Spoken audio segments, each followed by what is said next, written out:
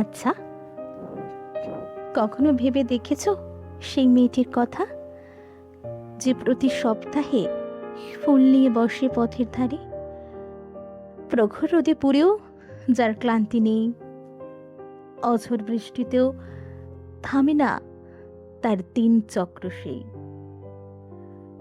ছোট্ট ঝুড়িতে ভরা তার রঙিন স্বপ্ন, ফুলের গন্ধে মিশে জীবনের গোপন ব্যথা গল্প। রোজ ডেইলি চোখে তার আলো জ্বলে, হয়তো সেদিন মাছ ভাত জুটবে তার কপালে। আর কোনোদিন নীরব দুপুরের কোলে লঙ্কা ভাতেই মেটে ক্ষুধা, চুপচাপ একাকী হলে। একদিন এলো এক শহুরে মেয়ে, গাড়ি থেকে নেমে পায়ে বুট, চোখে তার অভিমানী ভঙ্গিমে।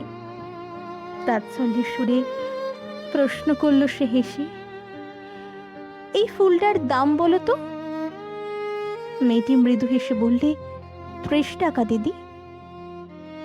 শুনে সে হেসে উঠল, এইটুকু ফুলের এত দাম নাকি?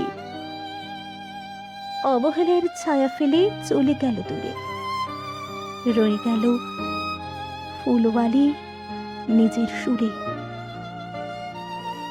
সকাল গড়িয়ে এলো বিকেলের বেলা, হঠাৎ শহুরে মেয়েটির মনে উঠল দোলা।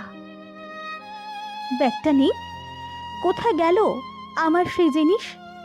অতি মাত্র 500 টাকা, তবু ছিল খুব প্রিয় বিশেষ। ঠিক তখনই সামনে এসে দাঁড়ালো এক চেনা মুখ, ফুলওয়ালি মেয়েটি, হাতে সেই ব্যাগের সুখ। নরম গলায় বলল, দিদি, এই নিন আপনার জিনিস। গাছের নিচে পড়েছিল, তাই তুলে আনলাম নিঃশব্দে নিঃশ্বাস। স্বস্তির হাসি নিয়ে মেয়েটি বলল তরায়, এই নাও 100 টাকা, পুরস্কার তোমার, প্রাপ্যই তো তাই। ফুলওয়ালি মাথা নেড়ে বলল ধীরে, না দিদি, দয়া নয়, আমি থাকি নিজের নীড়ে। আজ ফুল বিক্রি করে পেয়েছি 200 টাকা। 3 মাস পরে মাছ ভাত, সেই আমার সবচেয়ে বড় পাওয়া।